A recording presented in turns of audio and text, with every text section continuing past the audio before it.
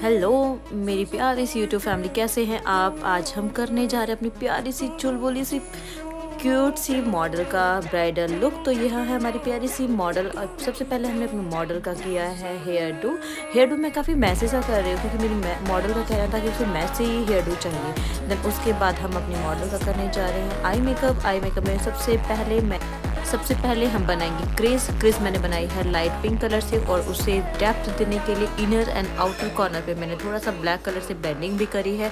फिर हम हमारे मॉडल की जो आईज थी वो हुडेड आईज थी, सो मैंने सोचा कि जो हमारी मॉडल के ऊपर आई मेकअप रहेगा वो बेस्ट रहेगा। Hello eye makeup. सो हमने हेलो आई मेकअप करने के लिए सबसे पहले उस हेलो का हमने गाइडलाइन तैयार करी है। देन उसके बाद गाइडलाइन करने के बाद हमने गाइडलाइन बनाई थी अपने, जो भी आप कंसीलर यूज़ करें आप कंसीलर से भी हेलो का गाइडलाइन बना सकते हैं। देन उसके बाद मैंने उसको धीरे धीरे से बनाने के बाद ब्लेंड किया है। ब्लेंडिंग करने के बाद जो हमने अपना हेलो का गाइडलाइन बनाए थे उसके ऊपर हम शिमर अप्लाई करेंगे। ठीक है, शिमर प्रॉपर उस एरिया पे अप्लाई करने के बाद फिर से हमने उसके एजेस को ब्लेंड किया है दोनों साइड से। आप इनर एंड आउटर साइड जो एजेस है उसे ब्लेंड करेंगे। ब्लेंड करने के बाद जहाँ पे हमने शिमर अप्लाई किया था, ठीक है, शिमर अप्लाई करने वाले एरिया पे अब हम वहीं पे सेम अप्लाई करेंगे।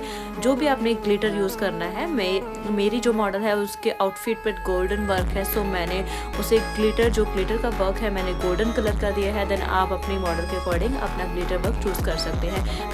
फिर मुझे लगा कि अभी भी थोड़ा सा मुझे और ब्लेंड करना चाहिए, सो मैंने इनर एंड आउटर कॉर्नर पे थोड़ी सी गोल्डन शिमर से ब्लेंडिंग करी है। ठीक है,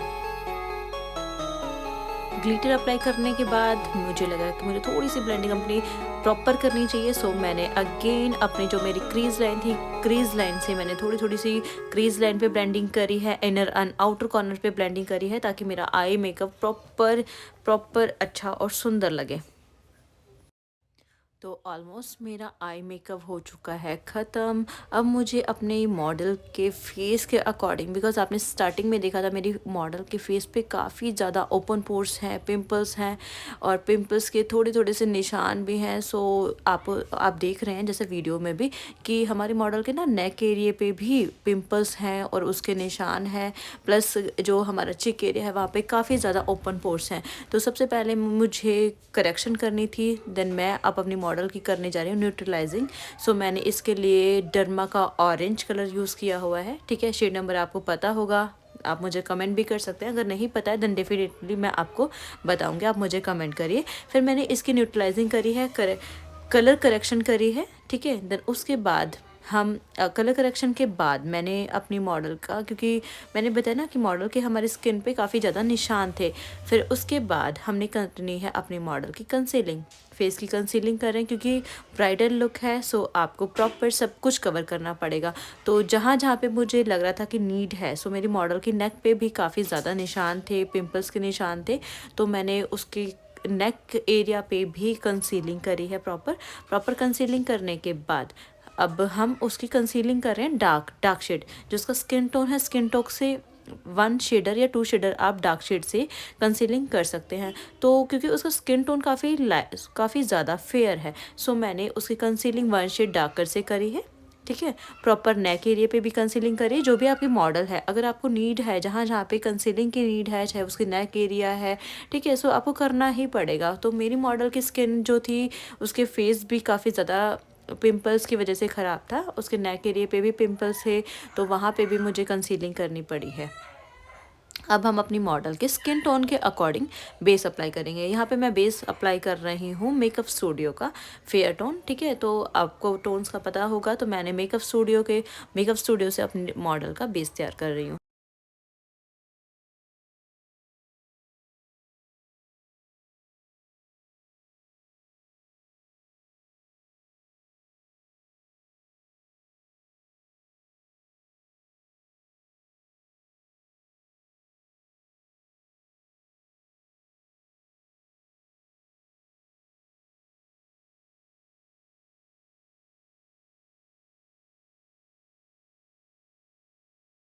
ऑलमोस्ट मेरी मॉडल का बेस तैयार हो गया है। फिर हम उसके कर रहे हैं कंटूरिंग। तो मैंने थोड़ी सी कंटूरिंग उसके फेस पे करी है, जॉ लाइन पे करी है।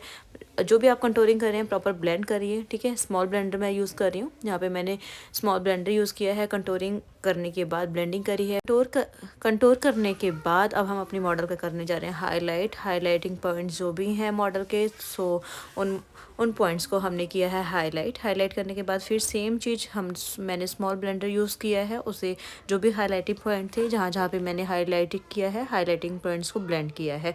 और प्रॉपर ब्लेंड करने के बाद हमने अपनी मॉडल को लिक्विड ही ब्लशर पहले लगाया है। ब्लशर यूज़ करने के बाद जो भी हमने बेस तैयार किया था उसे प्रॉपर पाउडर लॉक करेंगे।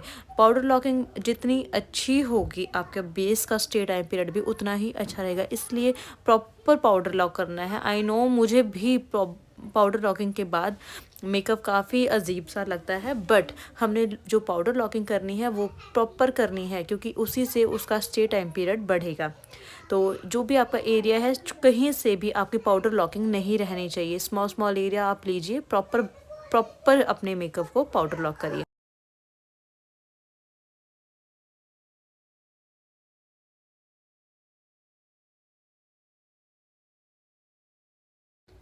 तो ऑलमोस्ट मैंने चेक कर लिया है कि मेरी जो पाउडर लॉकिंग थी मेरे पूरे बेस पे प्रॉपर हो चुकी है। तो पाउडर लॉकिंग के बाद मुझे जो भी लग रहा है कि एक्स्ट्रा पाउडर है, सो वो मैंने एक फ्लफी सा ब्रश लिया है। ब्रश लेना है आपने, उसे हल्के हल्के हाथों से डस्ट ऑफ करना है। तो प्रॉपर जहाँ जहाँ पे भी आपको एक्स्ट्रा लग रहा है डस्ट ऑफ करिए। देन उसके बाद मैंने अपनी मॉडल का अंडर आई दोनों साइड से जो भी उस अंडर आई किया है। अंडर आई के लिए मैंने लाइट पिंक शेड चूज़ किया था। अंडर आई करने के बाद मैं जो हमारी मॉडल है उसको मैंने उसकी हुडी आइज़ थी, छोटी आइज़ थी, सो मैंने उसे न्यूड कलर का काजल लगाया है। न्यूड कलर का काजल लगाने के बाद मैंने फिर से उसे पाउडर से अपनी जो पाउडर ब्लशिंग है फिर से मैंने उसे ब्लशर यूज़ किया हुआ है। लिपर मैंने, क्योंकि उसका सारा ही मेकअप ऑलमोस्ट न्यूड था, सो मैंने